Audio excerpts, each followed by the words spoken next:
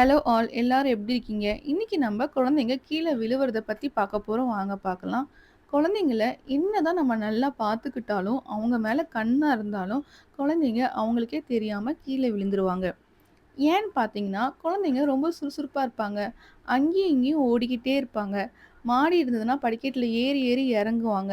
அப்போ அவங்களுக்கே தெரியாம கீழ விழுந்துருவாங்க.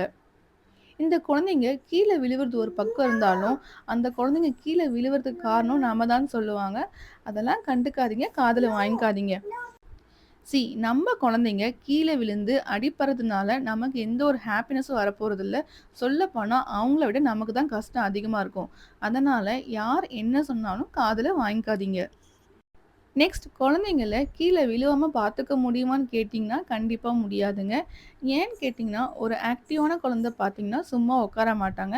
அங்கேயும் இங்கேயும் ஓடிக்கிட்டே இருப்பாங்க. ரொம்ப சுறுசுறுப்பா இருப்பாங்க. அதனால குழந்தைங்கள நம்ம கீழயே விழுவாம வளர்க்கணும்னு பார்த்தீங்கன்னா முடியாது.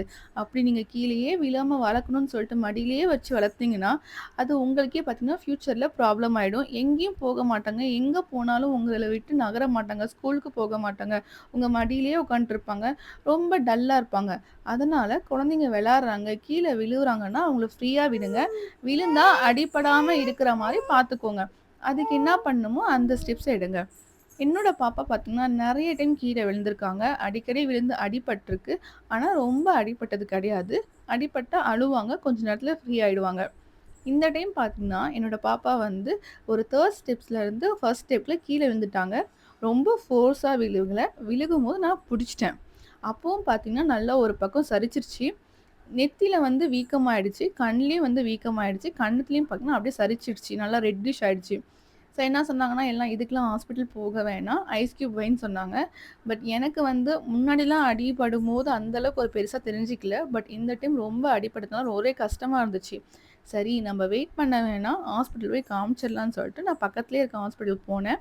அங்க காமிச்சேன். டாக்டர் கேட்டாங்க, "ஏதாவது வாந்தி எடுத்தாங்களா குழந்தைங்க?" அப்படின்னு கேட்டாங்க. "இல்ல டாக்டர் வாந்திலாம் இல்ல.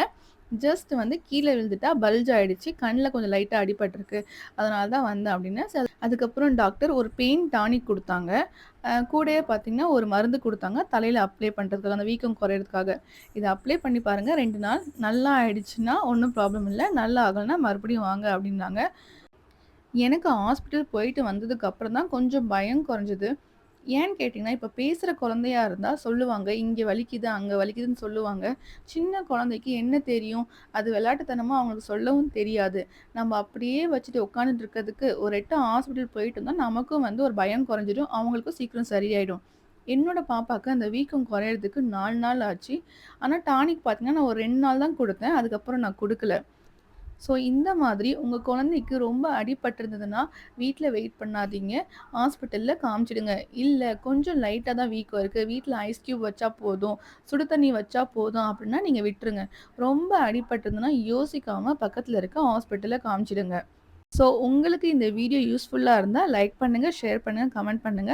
நம்ம நெக்ஸ்ட் வீடியோல வேற ஒரு டாபிக்கோட பார்க்கலாம். தேங்க்ஸ் ஃபார் வாட்சிங்.